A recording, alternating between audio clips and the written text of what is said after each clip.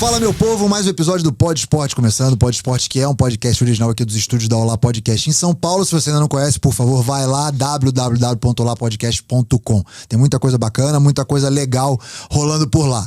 Lembrando que o Pod Esporte também, além de estar aqui no YouTube, está no Spotify, está no Deezer. Então vai lá, procura Pod Esporte, se inscreve no canal, ativa a notificação para sempre que chegar, tiver episódio novo, você ser notificado, certo? Hoje temos 3 medalhas olímpicas, mas não sei quantas mundiais, mas não sei quantas de Grand Prix. Uma das lendas do voleibol nacional e mundial, também aqui no Pod Esporte. Seja muito bem-vinda, Fofão. Obrigado. Eu que agradeço o convite aí, poder estar participando. Para mim é uma alegria muito grande. Legal, putz, muito legal pra gente ter você aqui, né? Um ícone do esporte, não só do vôlei, mas do esporte nacional. Num momento completamente diferente, depois do seu pós-carreira, como treinadora, já vamos começar falando disso, treinadora da Seleção Sub-17, como é que tá aí quase esse um ano à frente da Seleção Sub-17, como é que é esse desafio? Conta pra gente. É uma experiência nova, diferente, é uma oportunidade que veio, acho que no momento que eu estava preparada. Eu sempre recusei muitos convites, eu acho que nunca tinha me identificado muito com o que aparecia, né? E daí veio essa possibilidade de estar à frente de uma Seleção Sub-17. Aí eu falei, tô preparada, fiz tudo o que tinha que fazer, por que não? Mas assim, é um desafio muito grande, porque foi minha primeira vez como treinadora. E pegar uma seleção, mas foi muito bom, assim, tá sendo, né, um aprendizado, foi um ano de muito trabalho, muita dedicação, mas eu gostei, eu curti bastante, e falei, até que eu levo jeito ali, então assim, eu fiquei bem tranquila quanto a isso. Você se via, quando jogava, você se via como treinadora em algum momento, na sua carreira, né, porque atleta, sempre aquele negócio, a gente vive ali o dia a dia do esporte e tal, mas em algum momento a gente pensa, principalmente quando tá chegando no fim da carreira, a gente pensa no pós. Você pensava, já era uma ideia que você tinha de ser treinadora? Eu sempre tinha na minha cabeça que um dia eu viveria isso, mas assim, eu nunca achei que isso fosse acontecer. Eu sempre falava assim, nossa, eu tenho um jeito assim de ensinar, eu tenho essa paciência e tal. Mas não passava pela minha cabeça, não. Se falar pra você, um sonho, assim, nunca foi. Porque a gente sabe que a rotina, né, acaba sendo mais pesada do que como atleta. Então eu falava, não quero isso pra minha vida, quero aproveitar um pouquinho. Mas no fundinho eu sempre falava, fiz os cursos que tinha que fazer. Eu falei, o dia que aparecer uma coisa bacana, eu vou estar preparada. E daí foi o pós-carreira mesmo, que começou a vir essa vontade, né, de poder estar próxima, de ensinar. Eu sempre me vi assim, como jogadora, acho que por ser levantadora, tive que sempre estar orientando muitas pessoas. Então, esse despertar aí de ser treinadora acabou vindo. Eu falei, primeira oportunidade que aparecer e foi interessante para mim, foi bacana de seguir em frente, eu vou abraçar. E fui embora. Porque é muito... A gente não vê, né? A gente vê alguns jogadores masculinos, né? Homem, parando, encerrando a carreira e se tornando treinador. Feminino, é difícil. Quem tem aí que foi pra dentro da quadra mesmo, ali na beira da quadra, e você vê ali, se eu não me engano, acho que a Leila trabalhou como dirigente, né, em Sim. Brasília. Tem alguns outros casos aí de pessoas que trabalharam, de mulheres que trabalharam com voleibol, e trabalham com voleibol, mas muito, né, do lado administrativo e tal, mas dentro da quadra, sinceramente, não lembro de uma pessoa. Não, é difícil. A gente fez uma pesquisa lá, 3 mulheres só, né, à frente de um clube, assim, a nível de Superliga. E se a gente for pensar, é pouquíssimo, né? Mas, assim, eu sempre pensei que quando a gente termina, né, aquela fase de jogar, a gente quer viver a vida, né? A mulher quer ser mulher ali, quer aproveitar um pouco mais, porque a gente sabe que não é fácil, né? Uma vida muito corrida, exige demais o tempo, e o tempo que a gente uns estão descansando, a gente tem que estar trabalhando. Então, é uma vida mais sacrificada. Então, acho que é por isso que a mulher, às vezes, não coloca como prioridade ser treinadora. Mas hoje está mudando um pouquinho. Hoje o cenário já não é tão distante assim da gente ter mais mulheres aí no Legal, você pioneira à frente de seleção, você é a primeira, né, de todas. Acredita? Nem eu sabia disso. E agora, uma dúvida não, na verdade, é uma coisa que eu jogo com jogadores muito jovens, né? Eu tô hoje com 40 anos, tem menino que joga comigo que tem 18. E eu costumo falar pra eles que é a geração que tem certeza que já é gente, né? E assim, eu acho que sempre foi assim. Eu acho que quando eu tinha 18 eu era assim. Eu acho que, né, sempre foi mais ou menos desse jeito. É uma idade difícil, né? E nos dias de hoje, você acha que tá pior? Eu tenho a minha opinião, tá? Você acha que tá muito pior, assim, a questão de tudo. Por que eu penso isso? Questão da informação. Tá tudo tudo instantâneo. Tudo instantâneo. Tudo quero agora. E a gente sabe que o esporte, a gente precisa daquele negócio da resiliência, do tempo, né? Precisa da repetição, não sei o quê e tal. Então, como é que você identifica isso nas meninas que você trabalha hoje, né? Putz, você vê uma questão de desistência muito fácil. Repetir aqui um dia. Não, amanhã a gente sabe que não é hoje. É amanhã, é depois, é pra sempre. Você percebe essa diferença nessa geração de hoje? Não, percebo, até porque eu vim de uma geração muito distante da delas, assim, é uma coisa completamente oposta, assim, mas eu percebo que quando elas chegam, principalmente numa seleção, elas vêm assim meio achando que sabe tudo mesmo.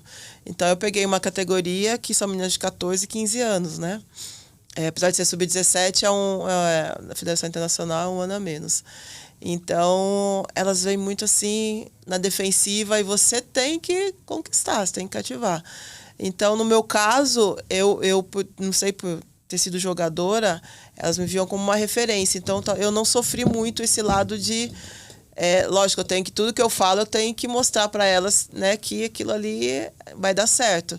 Mas é com muita conversa, é muita informação.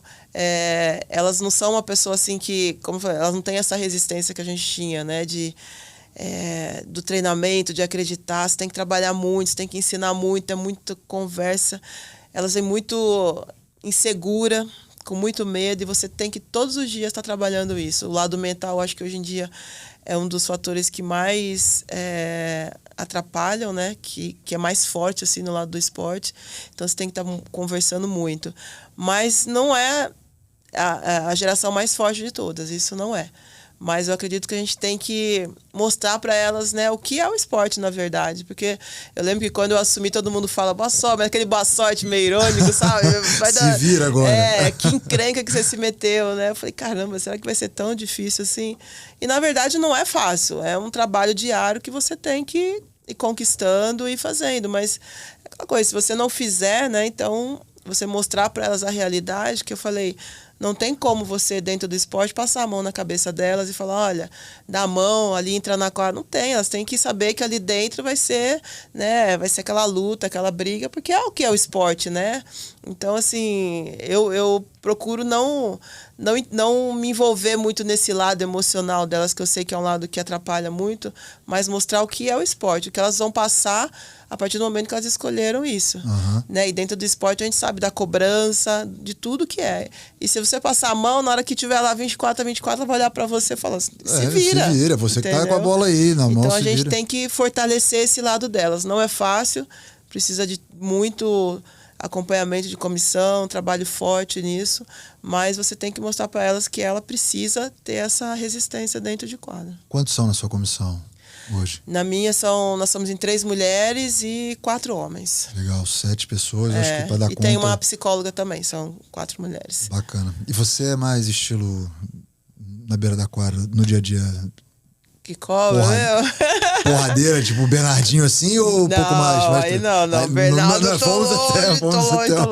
Assim, eu tô descobrindo o meu estilo, porque é que nem eu falei, tem um lado que você tem que entender, que é uma categoria ainda que tá em formação, então eu tenho que entender qual é o tempo de dar bronca e qual é o tempo de não dar bronca. Então, assim, algumas coisas que eu percebo que displicência, tudo, aí eu vou pra cima. Agora, quando eu vejo que tem o esforço, tem dedicação, mas não tá saindo, aí é uma outra história. Então, eu tenho essa tranquilidade. Então, como né, a gente já viveu, a gente vive, né? Você ainda joga dentro de quadra, a gente sabe que não é fácil ali quando começa o jogo. É diferente de você estar de fora e querer cobrar tudo. Então, como a gente já viveu aquilo lá, eu tento ter o meio termo. Mas, assim, em alguns momentos eu sou meio brava, assim, uma coisa que eu achei que eu não... porque eu ia falar não justamente... era minha característica, não. Eu ia falar justamente isso, porque você jogando... Eu não lembro agora a pessoa que me falou isso, mas eu ia falar, Fofão, tipo, as mãos dela falam. Então, tipo, você não era uma pessoa de... Assim, claro, falava com todo mundo e tal, mas não era... Você não se caracterizava pela que cobrava, não sei o que, sabe? A pessoa que chama, tipo, o Serginho, vai. Não. Tipo, você colocava a bola, alguma coisa aqui. Então, assim, é muito natural que você tente levar isso pra fora da quadra, né? Como treinadora. Mas tem hora que, deve ser difícil segurar a onda de... Tem hora que não tem jeito, né? Ainda mais sendo uma ex-jogadora que você foi. Uma coisa que eu acho que eu vejo, assim... Não são todos, tá? Mas muito mais na minha realidade, eu vejo muitos ex-atletas que viram treinadores e eles não se tornam treinadores. Eles se tornam ex-atletas no banco. Isso é péssimo. Aquele negócio, eu penso ainda mais você como uma atleta, né, de renome, conquistando tudo que você conquistou. Tipo, como você não consegue fazer isso? Né? Um negócio que pra você é tão simples de... Você fala, cara, é só colocar a bola ali, agora ela era lá. Não é. Você precisa ensinar, você passar isso. Esse é um grande desafio pra você? Tipo, de achar um negócio que é muito simples de fazer e entender que pra aquela menina não é? Isso aí é muito, o que você falou, é muito, muito real mesmo. E eu tô trabalhando muito isso. Pra mim é uma coisa fácil, mas saber que pra ela não é. Então eu tenho que saber separar isso. Então a hora que eu vou, eu pego... Não, peraí, não é bem assim. Eu vou explicar, mostrar, né? Porque aí, às vezes eu faço o exercício. Por que pra você é tão simples? É porque eu treinei muito. Então você vai ter que treinar pra caramba, né? Então eu já tenho um argumento ali. Mas é saber separar esse momento mesmo. Porque a gente fica muito naquela cabeça, nossa, por que ela não consegue fazer? Então ter essa paciência de explicar, de mostrar como faz, isso é a função nossa. Então, ainda mais eu que estou na formação mesmo, elas vêm para mim, porque na seleção, né, a gente acha que sempre vai, elas vão... Não, ali, na minha categoria, é uma categoria onde eu estou trabalhando ainda fundamentos com elas ainda. Então, eu não posso chegar ali cheio de informação e falar assim, assim, assim. Não, eu tenho que mostrar todo dia, repetir. No outro dia elas esquecem, aí vai, volto de novo, explico de novo. Então, assim, é um trabalho de muita paciência, de muita, assim, informação, mas que tem que ter uma tranquilidade. Eu consigo separar muito bem esse lado de ter sido atleta com de treinador agora. Eu acho isso fundamental, porque eu vejo muito isso. Principalmente na modalidade que eu vivo, no handball, tem muito disso, sabe? Mas como é que você não consegue fazer? Cara, porque o menino tem formação, principalmente nas categorias menores, porque o menino tem formação. Né? A quantidade de repetição que você fez hoje para você é um gesto muito simples, para criança não, para adolescente não. Demanda tempo, isso leva tempo.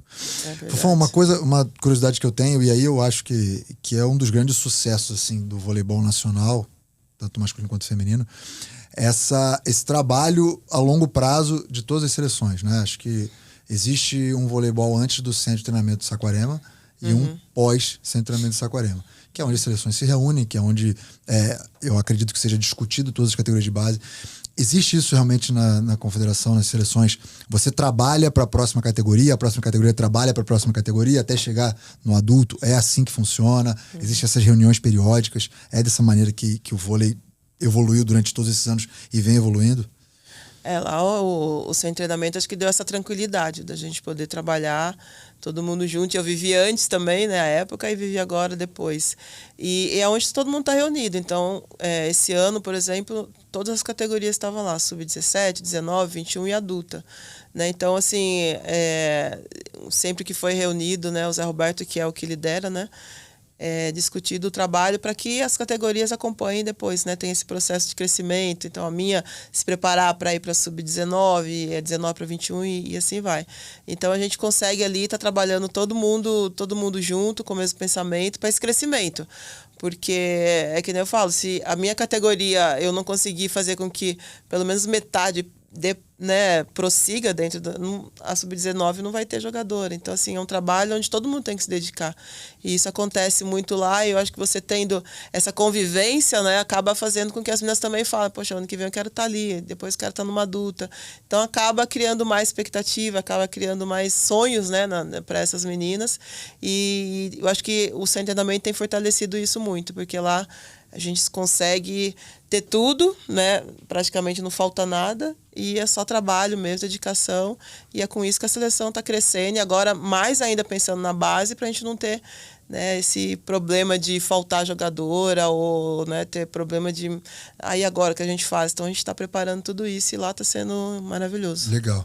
Você participou de um torneio só, né, com a seleção sub-17, que foi o sul-americano. Isso, foi. Ficaram em segundo lugar, 3-2 contra a Argentina, né? Correto. E classificaram para o Mundial. O Mundial vai ser aonde? Ainda não está decidido. Não está definido ainda. Só sabe que vai ser em setembro. Tem ainda, acho que 2... O Brasil tá tentando também ser sede. Legal. Se eu não me engano, é o Brasil, Peru e República Dominicana. Esses 3 que estão tentando. Legal. Tomara que seja aqui, a gente vê as meninas de perto, né? Para essa categoria é muito bom. Jogar em casa, muito bom. É bom ou será que é mais um desafio, hein? É assim, essa categoria. É muito bom. Agora, meu histórico em casa não é dos melhores. Sempre que eu joguei no Brasil, eu nunca ganhei. Sério? Porque tem os dois lados que a gente fala, né? Que o lado bom, que você tá ali, não precisa viajar, não tem fuso, mas tem um lado que é onde você não se concentra da maneira correta. Porque é família querendo ingresso, é pressão disso, é entrevista, então você perde um pouco o foco. Eu penso assim, o lado da torcida é maravilhoso, mas assim, tem uma hora que as pessoas cobram muito. Então, assim, tem um lado bom e tem um lado ruim, mas o meu histórico dentro do Brasil... Jogar em casa nunca foi é dos melhores, só praia, não. Não, só prata. É mesmo? Eu lembro Pan do Rio, né? Pan do Rio 2007, foi no Maracanãzinho. Putz, aquilo lá foi uma doca. Não, eu nem falo. Não. Aí o que tem mais? Teve Mundial no Brasil? Não, teve Mundial, mas foi lá em 94 que a gente jogou Mundial, também perdemos para as cubanas, ficamos em segundo. Acho que só o Sul-Americano que eu ganhei aqui, que é a primeira vez que nós ganhamos para classificar para a Olimpíada, que a gente sempre era convidado. Que foi em, acho que 90 ou 91, se eu não me engano, 91. Foi o primeiro título que eu ganhei. Para poder ficar em primeiro para classificar. Para os Jogos Olímpicos. Que a gente não era muito favorito, mas acabou aquele ano a gente ganhou. Mas depois foi Mundial, foi tudo segundo lugar. Tudo? Que bom que jogou bastante fora também, para poder ganhar. Acho que é melhor, pô. Então assim, eu tenho esse... Entendi. E assim, já que você tocou no assunto Olimpíada, 22 anos jogar os primeiros Jogos Olímpicos. Foi isso, né? Barcelona 92, estava com 22 anos. Isso. E aí? Como é que foi pra você? Você lembra esse momento, assim? A Olimpíada é sempre mágico, né? Como é que foi chegar nos Jogos Olímpicos aos 22 anos? Pra mim foi inesperado, porque, assim, você tem o sonho de ir pra uma Olimpíada, mas, assim, eu fiz a minha transformação de atacante para levantadora muito tarde. E como eu nunca tinha ido para uma seleção brasileira e eu passei a ser adulta, eu falei, agora eu não vou mais. Então, assim, na minha cabeça era uma coisa muito distante. Quando eu passei a ser levantadora, eu estava no meu último ano de juvenil, já ia passar a ser adulto. Então, a chance de ir para uma seleção, talvez pudesse até vir, mas demoraria um pouco mais, porque eu não tinha experiência, então eu tinha consciência que eu precisava ainda, né, aprender muita coisa ainda. E daí, no ano seguinte, eu passei a ser adulta e no outro ano me convocaram para a seleção brasileira como levantadora. Aí eu falei, como assim? Eu não estou preparada. Quem foi esse gênio que mudou? O mesmo que nunca me convocou para juvenil, por incrível que pareça. Eu falei, não tá acreditando. Mas dá para perdoar ele. Ele tá no céu agora, o Watson Lima, né? Não tenho mais nem raiva dele. Mas, tipo assim, ele nunca me convocou na juvenil. E eu sempre fui destaque como atacante, parará, nunca. Nem entre as 22 eu entrava. Então, assim, eu falava, eu não nasci para isso, né? E daí vem adulta, ele vai e me convoca. Quem que era outra levantadora quando... Tinha a Fernanda Venturini e a Ana Richa. Ana Richa do Rio. Então a chance de eu ficar era zero, né? Assim, porque as duas têm muito mais bagagem. Fernanda estava investindo mais nela como levantadora e a Ana Richa já tinha uma bagagem muito boa. Então, para mim, assim, eu fui, falei, vou para ver o que vai dar. Vamos lá, ver o que vai rolar. Aí fui, teve corte, véspera de Olimpíada fiquei. Aí ficou eu e a Fernanda. Aí, beleza, né? Vamos para uma Olimpíada. Mas aí não tinha experiência. Eu não tinha, assim. Eu tinha consciência de que para mim é um aprendizado, mas eu não sabia, assim, o que o pessoal viu para estar lá. Mas eu, dentro de mim, falava, gente, eu tô ainda aprendendo. Para uma seleção ainda era muito verde, muito verde. Mas eu falei, se aqui eu tenho que ficar, eu vou aprender. Já que querem que eu venha, né? Então eu vou ficar. Eu corri atrás, porque... Mesmo eu sabendo que não tinha condições, eu precisava aprender, né? Então, eu não podia ser uma reserva ali e ficar olhando. Eu corri muito atrás, assim, treinei pra caramba. Porque cada vez que eu fizesse a mais, eu evoluía e aprendia, Isso né? que eu ia falar, o vôlei, ele é... Não sei se é cruel a palavra, mas, por exemplo, durante muito tempo a Fernanda e você estiveram juntos na seleção. Sim. E você tinha pouquíssimos minutos, né, tendo a Fernanda ali. E aí... Me volta naquele papo que a gente estava falando das meninas, né? Da seleção juvenil, essa questão da resiliência e tudo. Eu vejo hoje nessa geração uma facilidade muito grande de falar, eu não jogo nunca. Imagina, ir para 2, 3 Jogos Olímpicos como reserva. Ai, meu Deus, eu vou ser sempre a reserva. Eu poderia muito sentar na cadeira do tá bom, tá beleza, mas não. Pô, e quando você teve a oportunidade, putz, aí foi tudo. Aí você ganhou tudo, aí, né, aí virou a Fofão. Virou não, já era a Fofão, mas pô, apareceu a Fofão. Isso eu acho que pra geração de hoje entender, isso é fundamental, né? Pô, se colocar na posição de reserva, eu sou reserva, Não, pô, você imagina o quanto você não treinava, tenho certeza que você treinava mais que a Fernanda. Mais que a Fernanda. Com certeza absoluta. E aí, quando a oportunidade veio, foi só deixar acontecer. Você tinha essa noção que, assim, putz, uma hora vai vir a oportunidade e uma hora eu vou atropelar. Eu sempre tinha na minha cabeça que seleção brasileira são as melhores. Eu pensava sempre assim, então se eu tô lá, eu sou boa também. Por mais que eu visse que eu ainda precisava ralar muito. E daí eu falei, eu preciso aprender. Então, e a Fernanda e eu, nós somos no mesmo ano. Eu falei, vamos lá, né? Vamos ver o que vai dar. Uma hora ela vai cansar, uma hora ela vai cansar. Então, nós somos do mesmo ano, assim, né? Eu acho que eu sou mais velha por causa de meses. Então, só que ela tinha uma experiência a mais, ela era mais alta. Então, o pessoal estava investindo mesmo nela para ser levantadora. E ela era muito boa mesmo. Eu falei assim, se eu me conformar em ser reserva e ficar aqui batendo palma para ela, não vou evoluir.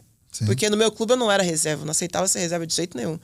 Então eu falei na seleção assim, ela vai ser titular, mas eu vou dar trabalho para ela. Então assim, eu sempre penso dessa maneira, que a minha evolução e a dela foi porque eu nunca fui num treino devagar e ela falava assim, se eu for devagar, ela tá vindo na minha cola. Então a gente ficava naquela disputa, era muito legal assim.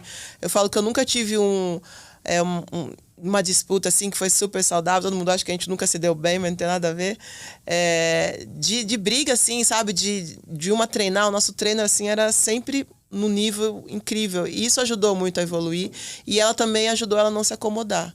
Então eu fui assim, fiquei 7 anos como reserva dela, assim, eu entrava às vezes para dar um saque no 24 a 23 e eu falava, meu Deus. Mas entrava para dar o melhor saque do mundo, né? Mas eu fazia o melhor, exatamente. Eu falava assim, não, eu vou ter 1 segundo vai ser o segundo que eu vou, né, mostrar aqui minha capacidade. Então foi sempre assim, esses 7 anos eu sempre tive na cola dela, sempre fui ali, nunca fui devagar, assim como ela também nunca foi devagar. Então eu acho que isso também ajudou ela a amadurecer, né, a evoluir também. Claro. Ela não se acomodou. E daí depois de 7 anos eu falei, caramba, essa mulher não vai parar nunca. Aí foi o dia que ela falou, não, agora eu vou deixar a seleção. E eu falei, eu tô pronta. Então tá, agora eu vou jogar mais 10 anos. Agora eu tô pronta. Agora deixa eu jogar. Eu tô pronta, né? Foi assim, teve muita crítica, porque ela sempre foi a melhor do Brasil. Então, muitas dúvidas se eu ia conseguir ou não, né? Substituir.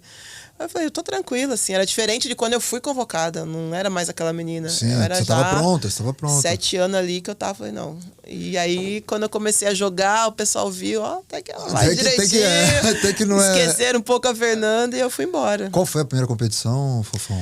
Elas pararam em 96, né, a Olimpíada. Aí em 97 eu assumi, só que em 98, se eu não me engano, foi o Mundial, o Bernardo convocou de novo. 3 que já tinham parado, ele convocou essas 3 de novo. Aí voltei a ser reserva, daí em 99 pra frente eu fui embora. Aí ganhou o Unipeg, né? Acho que foi a primeira competição sua como titular foi o Unipeg? Como titular, isso. Teve um Grand Prix antes que a gente ganhou, e teve a Unipeg também, que foi pra mim o mais importante, né, que era uma competição bem difícil. Aí depois a Olimpíada de 2000. Cara, isso aí eu acho que hoje, para gerações mais novas que estão vendo, eu bato nessa tecla de novo. Tô sendo repetitivo, mas é um negócio que me chama muito a atenção, sabe? Tipo, como as pessoas se acomodam. E eu sempre coloco a culpa no celular, tá? Essas coisas parecem meio uma coisa muito distante da outra. Mas é porque tudo hoje eu tenho agora, né? Eu quero saber, eu quero comer, tá aqui. Eu quero, nunca pegou pra fritar um nugget, fazer um macarrão miojo, nem 3 minutos do miojo, mas a galera faz. Vai pro celular e agora que eu quero. Tudo agora. E eu acho que o esporte ele ensina muito isso, né? As pessoas que estão dentro do esporte, inseridas dentro do esporte, pegando exemplos como o seu, 7 anos como reserva, né? Hoje você fala, cara, não sei quem suporta mais isso, sabe? Não aguenta esse tempo. E aí, depois disso, você teve aí 2000, 2004, 2008, suas 3 próximas Olimpíadas, né? Isso. E aí tudo com medalha, né? 2 bronzes, é isso? Só 2004 que não. Foi 96, 2000... 2004 ficou em quarto, né? Em quarto, 96, 2000 e 2008. Isso. Ficou em quarto, que é o famoso jogo lá da 24 a 19, né? O trágico 24 a 19. Mas não vou nem falar disso não, porque pelo amor de Deus. Lembrar de coisa chata... Estraga o dia. E eu vi, onde foi que eu vi? Acho que eu vi uma entrevista sua, falando do jogo inesquecível da sua vida, foi Pequim. Foi a final olímpica de Pequim. Como é que foi aquele dia, você lembra? Acordou como? Falar, hoje, eu não dormiu. Ó, eu vou te falar, assim, eu já sabia que seria a minha última Olimpíada. Eu falei, é tudo ou nada isso aqui. Eu Desculpa, você estava com quantos anos? tava com 38. E eu já sabia que não ia mais pra seleção. E foi assim, uma dedicação 24 horas por dia. Eu falei, não vou sair daqui sem uma medalha. E daí a gente ganhou a semifinal contra a China, que foi um jogo muito tenso, acho que foi um jogo mais nervoso nosso, até porque ganhar ali a gente estava né, entrando para a história do vôlei feminino. E no dia seguinte, assim, depois do jogo contra a China, você começa a pensar, caramba, estamos na final, assim, sabe? Você viemos aqui para isso e conseguimos, tal. Aí você não dorme direito, a cabeça já começa, aí você vai pro treino, todo mundo já começa, já tá no clima mesmo de final, assim, mas muito concentrado, muito focado, porque eu acho que o vôlei feminino passou por momentos muito difíceis, né? Antes de chegar em 2008, né? Em relação a 2004. Então a gente sabia que aquilo pra gente ainda não era o suficiente. A gente sabia. E eu sempre falava pra ela assim, gente, ou é ouro aqui, ou não tem outra medalha pra gente. Então, assim, foi muito legal a concentração de todo mundo, apesar da ansiedade de... passamos por uma final. E a gente não queria só ir disputar uma final, a gente queria muito mais que isso, né? E o ouro era só o que a gente visualizava. Então foi difícil dormir, a gente comia umas meninas passavam mal de ansiedade, nervoso. Era a Carol falando pra caramba, a Paula falando, a Sheila agitada. Então todo mundo. Não fala. Não, a Paula foi, meu Deus do céu. Não, deixa eu falar. Deixa a Paula falar. Mas assim, todo mundo assim, um pouco diferente do seu habitual. E eu sempre, como fui mais centrada, né? Por mais que por dentro eu tivesse pilhado assim a mil, eu falei, não, tem que manter o foco dessas meninas e a gente, né? Continuar sonhando com o que a gente veio buscar. Mas eu achei o grupo bem, assim, amadurecido, sabe? Meninas muito mais jovens ali, disputando essa Olimpíada. E daí, quando a gente foi pro jogo, uma ansiedade muito grande. E aí, todo mundo, né? Parecia que o jogo era na nossa casa, assim, de tanto brasileiro que tinha, de tanta camiseta amarela. E a gente perdeu o primeiro set pela primeira vez na competição. A gente não tinha perdido nenhum set. Me preocupava até como que a gente ia encarar, porque às vezes vem a insegurança, né? Caramba, perdemos 7. Já vem 2004 na cabeça, aí a gente falou, um monte de coisa. Normal, a gente não vai numa final e ganha 3-0. E tipo assim, colocamos a cabeça no lugar e fomos. Assim, mas estava muito, muito, muito certinho, muito sincronizado o jogo nosso. Então, eu na minha mente, assim, eu não tinha certeza que a gente não ia perder. Até você sente isso pelas jogadoras, né? Pela maneira como cada uma entra em quadra, porque eu sou muito de observar o jeito e tal, apesar de estarem com aquela ansiedade toda, na hora do aquecimento, como é que, sabe, você sente dá pra perceber. Você dá Isso é verdade, né, dá pra perceber. E ali a gente tava todo mundo viva no jogo e nossa, e quando acaba aquela logo, mete aquele ataque lá pra fora, meu Deus do céu, aí para tudo, eu fiquei paralisada, eu falei, meu, não acredito que eu fiquei ali. Pô, aquilo ali foi demais mesmo, cara. Foi assim, acho que você falou bem, acho que o vôlei feminino passou por esses 4 anos muito difíceis, né? De Atenas. E ali, aquela vitória significa muita coisa. É colocar uma pedra em Atenas, é colocar o voleibol de vez como primeira seleção do mundo. Sim. Cara, é muita coisa que envolve, assim, uma geração que realmente era fantástica. A Paula fala que o coletivo era muito mais difícil que a grande maioria dos jogos. O coletivo era um jogo, assim, duro, né? De treino pesado mesmo, sabe? Da galera muito confiante do que ele queria fazer, do que queria dentro das Olimpíadas de Pequim. Então, putz, esse título aí foi incrível. Não, eu falo que, por exemplo, eu vim de outras gerações, né? Eu passei por 3 gerações praticamente. E a gente vê a luta, né? Do vôlei feminino, de conseguir seu espaço, e a geração que eu comecei, aquela de 90, uma geração incrível pra mim, foi uma das melhores do mundo. Mas tinha Cuba individualmente, mas a gente, infelizmente, cruzamos com uma Cuba que era uma seleção fora do comum. Então, assim, eu como vim dessa história, eu vi o quanto a gente lutou para que hoje essas meninas tivessem tudo que elas têm hoje, esse centro de treinamento, essa tranquilidade. Então eu falo assim, poxa, eu falava para mim, isso aqui não é só nosso não, isso aqui é de todas as gerações, porque vocês não sabem que elas batalharam pra gente ter o que a gente tem hoje. Claro que é, com certeza. Então era muito maior, né? Não era só uma final ali, eu vou, não, era muito maior que isso. Representava uma história de muitos anos aí de luta. Muito legal. E você falou de Saquarema, né, que você viveu antes da era aí do centro de treinamento de Saquarema. Como é que era? Convocava e ia treinar em algum lugar? Tipo... Antes de Saquarema? Então, dependia quem era o técnico, né? Que nem quando eu comecei era o Adson Lima, ele era mineiro. Então, a gente ficava concentrado em Minas, em algum hotel, né? Em algum ginásio. Fizemos a pré-temporada para a Olimpíada de 92 em Brasília. Então, assim, a gente ficava meio que... joga pra cá, joga pra lá. Aí, quando o Bernardo entrou, né, em 93, a gente ficou no Rio, que era onde, né, ele é do Rio. Então, ficou um pouquinho lá. E depois, às vezes, quando o Zé veio também, aí ficou um pouco... Aí já tinha, né, Saquarema. Mas aí ficava também em São Paulo. Então, depende de onde é o treinador. Mas era tipo, tem a fase de treinamento, aí ia pra lá, ficava lá em hotel e tal, e treinava em qualquer... Isso, sempre em hotel. Eu acho que todas as modalidades deveriam copiar o vôlei nesse aspecto aí, porque o centramento de Saquarema realmente é algo de outro planeta, é referência mundial, e assim, não é a todos os resultados que as seleções têm. Isso aí não veio do nada, vamos treinar ali, não. Tudo uma construção e tal, então isso é fora de série. Fofão, seleção todo mundo sabe do seu sucesso, o clube todo mundo sabe do seu sucesso, que eu acho que talvez nem todos sabem o seu sucesso com os seus cursos. Que você tá agora no digital pesado, né? Conta como é que surgiu essa ideia aí de curso online, né? Você tem escolinha também? Tem, um projeto social. Conta aí, tudo aí que é a Fofão... quase CPF, é um outro CNPJ aí, vai.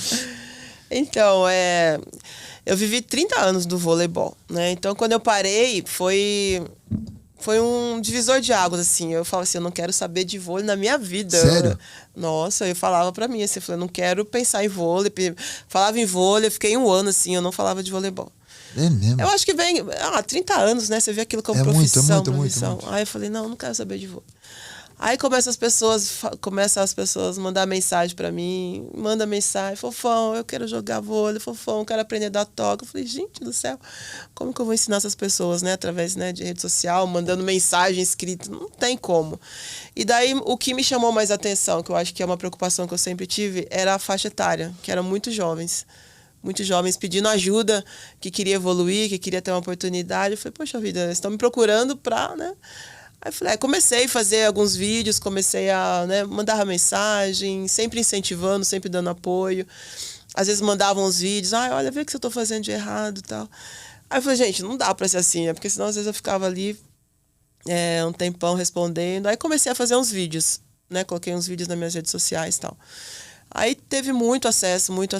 Aí encontrei uma galera que falou assim, vamos transformar isso num curso, num material bacana, né? Veio a pandemia também. Aí, um pouquinho antes, a gente começou a trabalhar o curso. E eu falei, cara, será que eu vou conseguir ensinar alguém... Online, né? Mas eu fazia, eu que faço, né? Os vídeos eu mesmo que produzo. Então, mostrando como é o gesto, como é isso, correção de braço, perna, parari, parará. E colocava. E as pessoas, poxa, tá dando certo, que bacana e tal. Aí a gente vamos fazer um curso. O curso qual é a intenção do curso, né? Fazer todos os níveis, né? De pessoas iniciantes, intermediárias e pessoas que já têm um pouco mais de noção. Por quê? Porque o que a gente percebe é que nem todo mundo sabe jogar vôlei, nem todo mundo quer ser um profissional do voleibol. Às vezes quer jogar numa praça, numa escola, ser atração em algum lugar. Uhum. Então, eu falei assim, poxa, então eu vou dividir em níveis que a pessoa se identifica, né? E isso foi legal porque muitas vezes a pessoa fala assim, poxa, eu só queria ser um destaque na minha escola, eu só queria aprender a sacar e fazer isso para ter uma oportunidade, um espaço, fazer parte, né, de um grupo. E daí veio a ideia de fazer o curso, foi bem legal, a gente teve um acesso, porque não existia isso, a gente pesquisou, não existia isso de ensinar, né, a jogar vôlei, né? Então, foi uma coisa que veio. Aí depois veio a pandemia, aí todo mundo em casa, sem fazer nada. Eu falei, quer saber? Peguei uma bola dentro de casa, comecei a produzir material de manchete, de exercício que pode fazer em casa e tal. Eu falei, gente, só não quebra a casa, não quebra a janela, porque senão vai sobrar pra mim. O terror das mães e dos pais. Então, eu acabei tendo esse contato com as pessoas, assim, através, né, das mídias sociais, que é uma coisa que eu nunca fui muito forte, assim, eu nunca, sabe, eu sou da geração antiga, né? Então, para mim é mais difícil, mas aí eu achei importante, é uma mensagem que a gente acaba deixando de incentivo, e daí veio a oportunidade também de ter um projeto social no bairro onde eu nasci, que é no Lausanne Paulista, na Zona Norte. Legal. Na quadra lá onde eu brinquei desde criança. E daí ali é mesmo para as crianças brincarem, ter um espaço, né? Então são crianças de 9 a 15 anos. E a gente divide lá, né, as categorias que estão começando e tal. E tem sido muito bacana, porque ali, que eu falo, né? Tudo tem um motivo, né? Eu acho que você ajudar, dar oportunidade das pessoas conhecerem o esporte, eu acho que isso modifica, né? A gente quer mudança, transformação na vida dessas pessoas, dessas crianças. E daí você vê, né, os pais agradecendo, a família indo lá acompanhar. Então você fala, poxa vida, tá indo bem. Então são duas coisas que eu tenho me dedicado bastante e que, de alguma forma, não é nem retribuir o que o vôlei me deu, né? Eu acho que é como missão mesmo de tudo que a gente aprendeu, né? Poder usar passar. o vôlei como ferramenta para poder ajudar outras pessoas. Exatamente, porque eu acho que o que o vôlei me deu eu nunca vou poder retribuir, porque me deu mais do que eu acho que eu merecia. Mas é de poder mesmo realmente mostrar para as pessoas que, cara, vai por aqui, que vai ser bacana. Eu sempre digo que o esporte, não existe ferramenta melhor que o esporte para transformar socialmente, educacionalmente, né, a questão da saúde, tudo a gente resolve praticamente com a prática esportiva. Exato. E quando a gente tem projetos como o seu, assim, né, como existem vários outros, ainda bem, só falta um pouco mais de incentivo, de colocar mais gente, né, de ter a grana mesmo para apoiar mais pessoas, de crescer os projetos. Então, sempre que é possível falar sobre os projetos, eu gosto de falar muito, porque o esporte ele muda a vida, né? Mudou a minha vida, mudou a sua, mudou a de quase todo mundo que se tornou atleta de alto rendimento, e também os que não se tornaram, porque abre portas para faculdade, você fazer um monte de coisa. Sim. Que às vezes as pessoas ficam buscando, os jovens ficam buscando, não, eu vou ser uma fofão, não vai ser fofão. Fofão existe uma. Né? Você pode ser que você tenha o seu talento, trabalhe demais e talvez você tenha ali o seu espaço. Mas você conquista muitas coisas com o esporte, através do esporte, né? Amizade, você pertencer a um grupo, que hoje é muito importante. Com de novo, certeza. culpa do celular, né? Sempre a culpa desse demônio aqui do celular. Porque você pertencer a um grupo, hoje tá todo mundo, né, o tempo inteiro com tela, né, afastado um do outro, achando que tá próximo. Tô falando com o cara lá do Japão. Na verdade, você tá distante de todo mundo que tá ao seu lado. Então, o esporte, ele traz isso, ele resgata isso. Não dá você ter o seu curso online, mas a pessoa ela vai precisar fazer o seu curso, ela vai precisar jogar com outras pessoas, então você vai estar junto, então o seu curso ele vai ser um suporte para essa pessoa. Então, e me alegra muito quando eu vejo, por exemplo, a gente estava comentando aqui antes de começar, aqueles vídeos lá de peneira, de não sei quantas mil pessoas no São Paulo, aí você também citou no Centro Olímpico e tal. O que falta hoje pro vôlei se tornar maior do que ele já é? Você acha que são mais clubes? O que você acha que pode ser melhorado? Eu acho assim, o vôlei ele é concentrado em alguns estados só, né? E a gente tem gente querendo jogar vôlei no Brasil todo. Então, muitas vezes as pessoas, na minha cidade não tenho oportunidade, não tenho um lugar, eu falei, gente, eu não sei o que tem na sua cidade, eu não posso te ajudar, infelizmente. Então, assim, eu acho que o voleibol, ele existe, assim, várias fases, né, vamos dizer assim, que é o que a criança quer ser um profissional e outras que elas querem só praticar o esporte. Então a gente está acabando deixando várias crianças, várias gerações perdendo a oportunidade da prática do esporte, porque a gente só está querendo aquele garoto com perfil de profissional. Altão. E daí fica e aí são que nem uma peneira dessa de 2.000 pessoas, né, ou mais até lá no CT de São Paulo. Quantas crianças passaram ali? Foram 3 ou 4 pela altura que vai ser trabalhada. E aqueles outros tantos, o que vão fazer? Entendeu? Então, assim, a gente está acabando com o sonho de muitas crianças que não vão nem conseguir ter a chance de conhecer ou de praticar. Então, eu acho que a gente tem que... Eu não sei, né? Se é uma liga diferente, onde possa ser as pessoas que querem... Não tem o perfil de ser um profissional de seleção. Porque, assim, eu falo porque quando chega no nível de seleção, a gente tem que ter nível de seleção. Infelizmente, não dá. Porque o nível é muito diferenciado. Mas a gente pode ter uma liga onde dê oportunidade para essas Crianças que querem simplesmente praticar, conhecer, ter oportunidade. Então, eu acho que falta isso um pouquinho mais, esse outro, olhar para esse outro lado, né? Não só os grandes clubes que, lógico, vão ter que, né? Vão atrás desse vão perfil, atrás do né? perfil, entendeu? Então, a gente está perdendo muita oportunidade. Eu falo assim, se eu fosse fazer peneira na minha época, eu não passaria, porque eu era baixinha, magrinha, ninguém ia me dar chance, entendeu? Só que assim, como que eles iam saber se eu ia chegar ou não?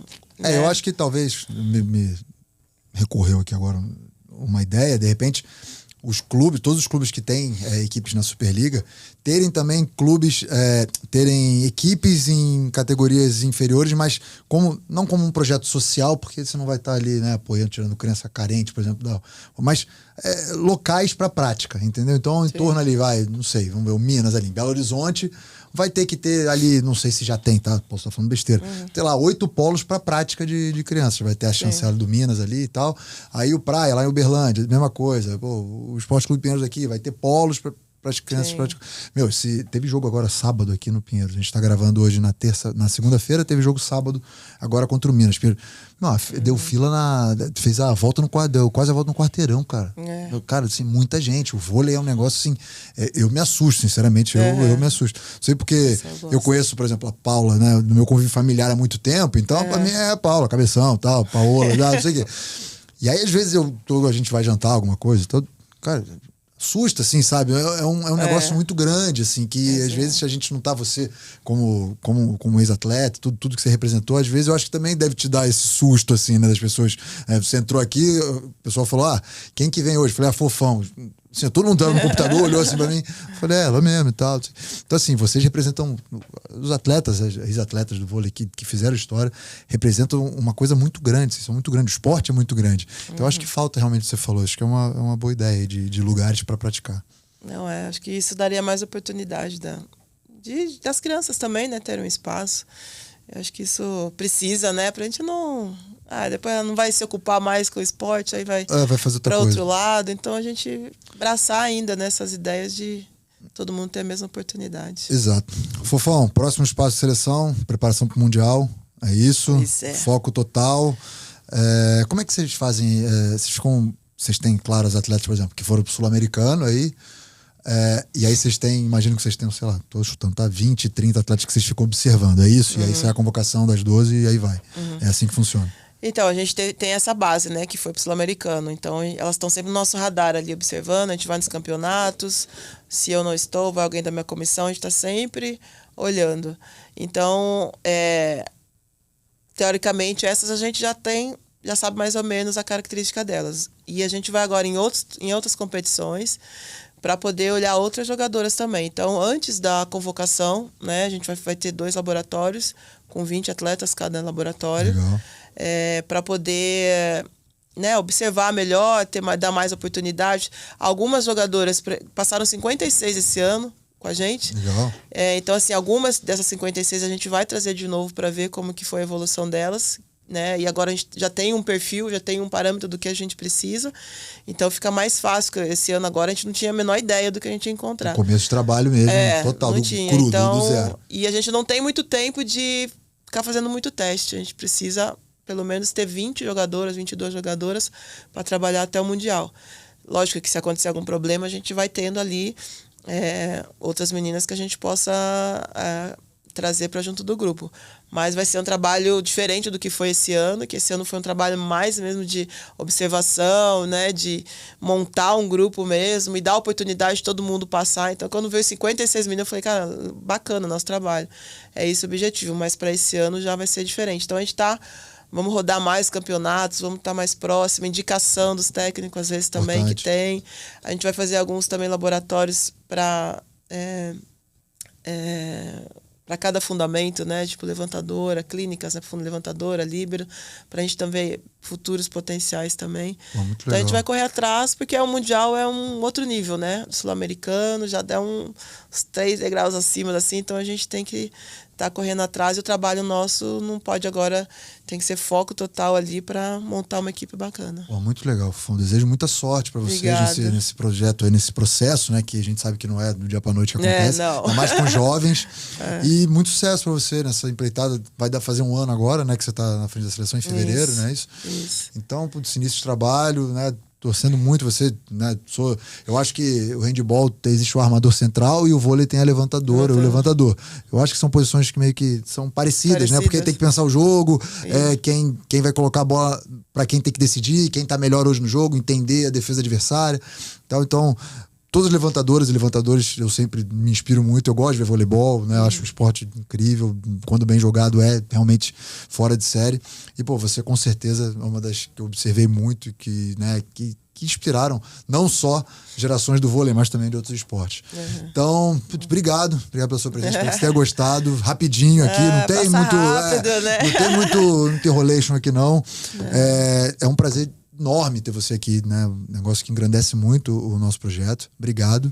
E, deixa seu recado aí. Vou deixar aqui os links, tá? De curso, de suas redes sociais, mas deixa aí seu recadinho final. Agradecer, né? Sempre bom a oportunidade de a gente estar podendo falar um pouquinho, ainda mais essa nova fase agora que eu estou vivendo. E as informações estão tudo na minha rede social, lá, tudo certinho. Acompanhem, dá uma força, porque a gente faz um trabalho de coração, né? Então é sempre bacana as pessoas estarem curtindo, porque é feito para as pessoas, né? Então eu fico muito feliz de poder estar tendo essa oportunidade. Torçam muito por mim aí como treinadora, que eu tô tentando aí fazer o meu melhor e com certeza tô fazendo tudo de coração aí e tentando colocar tudo que eu aprendi para essas meninas aí, pra gente ter uma geração muito forte. Trabalho e empenho, tenho certeza que não vai faltar, não. Isso aí jamais. Não, jamais. Boa. Obrigado, viu, Fofão? Obrigada a você. E pra você que curtiu mais esse episódio do Pod Esporte, não esquece de se inscrever nos nossos canais, tá bom? Olá Podcast, Deezer, YouTube e seguir a Fofão nas redes sociais. Vou deixar aqui tudo que é link aqui na descrição do episódio, certo? Valeu, um abraço, até a próxima. Fui!